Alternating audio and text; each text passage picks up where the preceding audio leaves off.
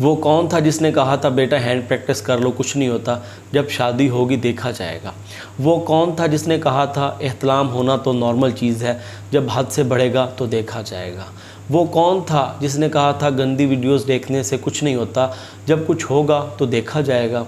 वो कौन था जिसने कहा था मर्दाना कमज़ोरी किसी बीमारी का नाम नहीं, ये सब हकीमों की बनाई हुई बातें हैं। वो कौन था जिसने कहा था टाइमिंग वैल्यू नहीं करती, सिर्फ पैसा मैटर करता है।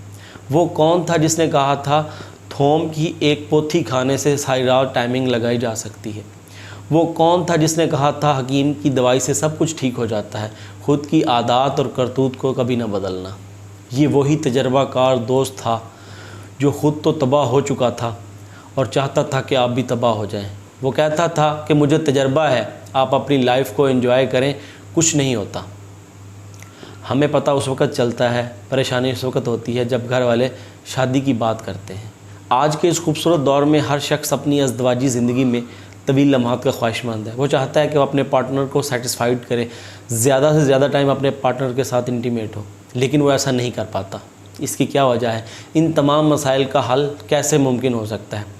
देखें, इंसान जैसे बीमार होता है उसे बीमार होने में टाइम लगता है, इसी तरह हमारी बॉडी को रिकवर होने में भी टाइम लगता है, लेकिन हम लोगों में सब्र नहीं है। हम जल्द से जल्द ठीक होना चाहते हैं और इस बेसब्री के चक्कर में हम अपना पैसा और टाइम दोनों वेस्ट करते हैं और फिर हमें रियलाइज़ होता है कि हम मायूस हो जाते हैं, हमें कोई उम्मीद नज़र नहीं आती। हम ये समझते हैं कि हमारा इलाज जो है वो अब पॉसिबल नहीं है, हमारा एतमाद उठ जाता है। देखें, एक लड़का जो 13 से 14 साल की उम्र में बालिग होता है, वो उस टाइम से सेक्स कर रहा होता है, वो उस टाइम से अपने जिस्म से मनी का इखराज कर रहा होता है, चाहे वो नेचुरल करे या अननेचुरल करे, वो अपने जिस्म से मनी का इखराज कर रहा होता है। ठीक है, जब शादी का टाइम करीब आता है, जब हम किसी तबीब को, किसी डॉक्टर को बताते हैं कि सर मुझे मर्दाना कमज़ोरी है, वो हमें लामहला पट्ठों को ताकत देने की मेडिसिन देते हैं। ऑफ़ कोर्स पट्ठों की ताकत की जो मेडिसिन है वो हमारी टाइमिंग को बढ़ाती है, पूरी बॉडी को ताकत देती है, लेकिन उसके रिज़ल्ट्स नहीं मिलते।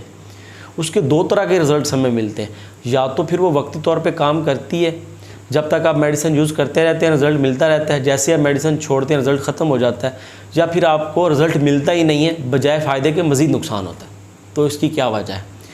देखें, मर्द जो है इसकी जो बुनियाद है इसके जिस्म में मनी की मिकदार है। मैं ये समझता हूँ कि एक मर्द के जिस्म में जब मादा मनविया गाढ़ा है, जिस्म में मादा मनविया पूरा है, उसके जिस्म में टेस्टोस्टेरोन का जो लेवल है वो पूरा है, उसके स्पर्म में मोटिलिटी है, उसकी मर्दाना ताकत भी बहाल होगी, उसकी तमाम चीज़ें बहाल होंगी। देखें, हमें सबसे पहले बेस को, अपनी बुनियाद को ठीक करना। अगर हम चाहते हैं कि हम मुकम्मल तौर पे ठीक हों, क्योंकि हर बीमारी का एक मुकम्मल और मुस्तकिल तरीका इलाज होता है, तो इसमें जो मुस्तकिल तरीका इलाज है, जो सही तरीका इलाज ये है कि सबसे पहले आप ऐसी चीज़ यूज़ करें, ऐसी मेडिसिन यूज़ करें जो आपके जिस्म में जो कमी हुई है, जो इतना अर्सा आपने लॉस किया है, उसको पूरा करे, जिस्म में मनी को पैदा करे, मनी को गाढ़ा करे, जिस्म में मनी की कमी को पूरा करे और आपके जिस्म के अंदर जो गर्मी की हिद्दत बढ़ चुकी है उसे कम करे, ताकि जो नेक्स्ट आपने ताकत की मेडिसिन यूज़ करनी है, जो पट्ठों को ताकत देने वाली मेडिसिन यूज़ करनी है,